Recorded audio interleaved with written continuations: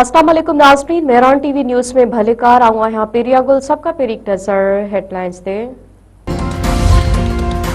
खैबर पख्तूनख्वा में security forces जो कार्रवाई 24 दहशतगर्द मार्ची विया। ISPR मौजूद जिले औरंगजेब में खारजियन की मौजूदगी से इतलात ऑपरेशन कर वियो। फायरिंग की शदीद देवट में 14 दहशतगर्द मार्ची विया। बी कार्रवाई खैबर वारे इलाके में कई वई, जंहिंमें 10 दहशतगर्द मार्ची विया। ISPR जो वधीक चवण आहे त कार्रवाई दौरान दहशतगर्दनि जा ठिकाणनि खे अस्ट्राइती अंदाज में निशानो बणायो वियो। दहशतगर्दनि खिलाफ सिक्योरिटी फोर्सेस जो फैसला आहे तो क्रैकडाउन जारी आहे। वॾे वज़ीर प्रौद अली शाह चयो आहे त जमहूरी निज़ाम में पार्लियामेंट जो अहम किरदार आहे। जमहूरियत में ही मसइलनि जो हल मुमकिन आहे। सियासी रवादारी ऐं सहप जे कल्चर खे हथी वठाइणी पवंदी।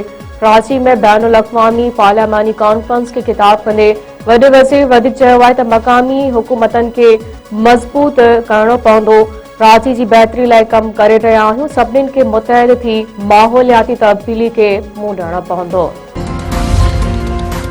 IG सिंध जावेद आलिम ओढो चयो आहे त कुझु सरदार ॾोहारियुनि जी पुट भराई कनि था। ज़मीननि ते कब्ज़नि लाइ ॾोहारियुनि खे इस्तेमालु कयो वञे थो। धाड़ियल गिरी जे खात्मे जो फ़ैसिलो करे छॾियो आहे।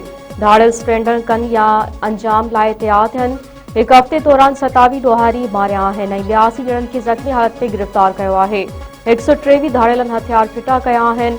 कराची में प्रेस कॉन्फ्रेंस कंदे IG सिंध वधीक चयो आहे त नादिर जमाली वाक़े जी अदालती जांच जारी आहे। SSP दादू ॾोहारी साबित थियो त कार्रवाई कंदासीं। कोर्ट लालू में मारण जी वेल 3 ॼणा ॾोह में मुलविस हुआ।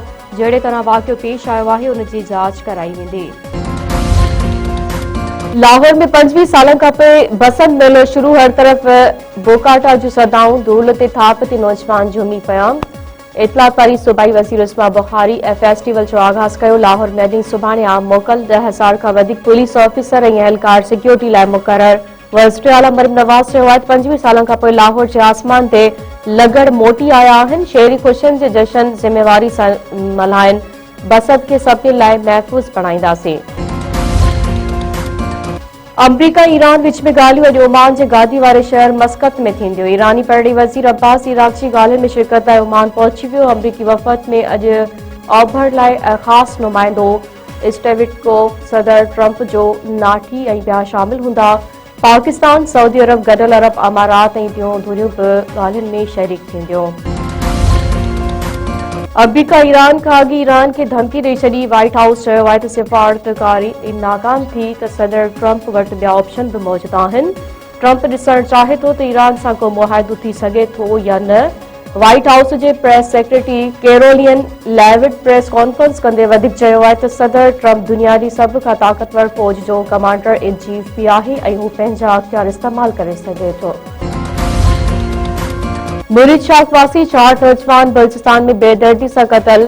पशीन वारे इलाइक़े में सज्जाद कामरान, अब्बास ऐं शहजाद कुंडड़ी खे हथियार बंदनि गोलियूं हणी क़तल करे छॾियो।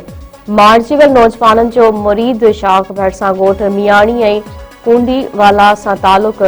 वारसनि जो चवणु आहे त नौजवान रोज़गारी लाइ साॻी बलूचिस्तान वियल हुआ, जिते खेनि बेगुनाह क़तल करे ज़ुल्म कयो वियो आहे।